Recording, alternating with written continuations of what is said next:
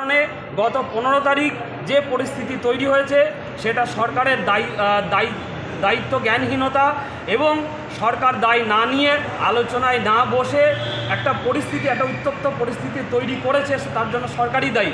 এছাড়াও আপনারা মিডিয়া মারফতেও দেখিয়েছেন সব্যসাচী দত্ত এবং তার গুন্ডা বাহিনী আমাদের যারা চাকরিহারার যোগ্য শিক্ষক শিক্ষিকা এবং শিক্ষাকর্মী তাদের মারধর করেছে, তাদের সঙ্গে বার্তালাপ করে পরিস্থিতি উত্তপ্ত করেছে। তার জন্য যে পরিস্থিতি তৈরি হয়েছিল তার জন্য এই সমস্ত ঘটনাগুলো দায়ী।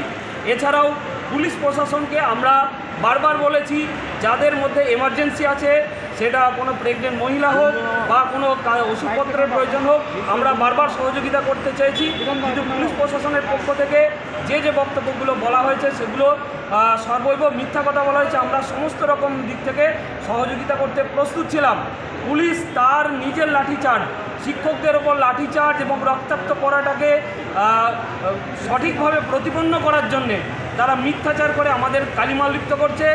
এবং আজকে হাইকোর্টের যে অর্ডার সেটা কিন্তু পরিষ্কার হচ্ছে যে নিরীহ শিক্ষক শিক্ষিকা যারা তাদের আন্দোলনে তারা যে অন্যায় করেনি, তারা যে বেআইনি কাজ করেনি, আর জাজমেন্ট থেকে আজকে পরিষ্কার। এবং আমরা কোনোভাবেই কোনো পাবলিককে অসুবিধা করা বা ভাঙচুর করা এখনও পর্যন্ত আমরা সেরকম দিক থেকে করি। আমরা গত 7 তারিখ থেকে তো আলোচনা চাইছি যে শিক্ষামন্ত্রী এবং মুখ্যমন্ত্রী আমাদের সঙ্গে বসুক আলোচনায়। আমাদের বিষয়ে বিশেষ করে আইনের দিক থেকে সরকার মুখ্যমন্ত্রী নেতাজি ইন্দোরে যে কমিটমেন্ট করেছিলেন যে উনি থাকতে একজন যোগ্যরও চাকরি যাবে না, সেই কমিটমেন্টটা কোথায় গেল?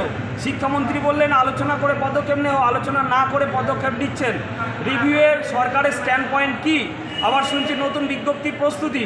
তাই নতুন বিজ্ঞপ্তি দিয়ে আমাদেরকে একবারে চাকরিটাকে পথে বসিয়ে দিয়ে আমাদের সমস্ত পরিজনকে শেষ করে দিতে চাইছে সরকার, নাকি আমাদের আবার চাকরিতে বহাল রাখতে চাইছে, ফেরানোর কোনো উদ্যোগ আছে?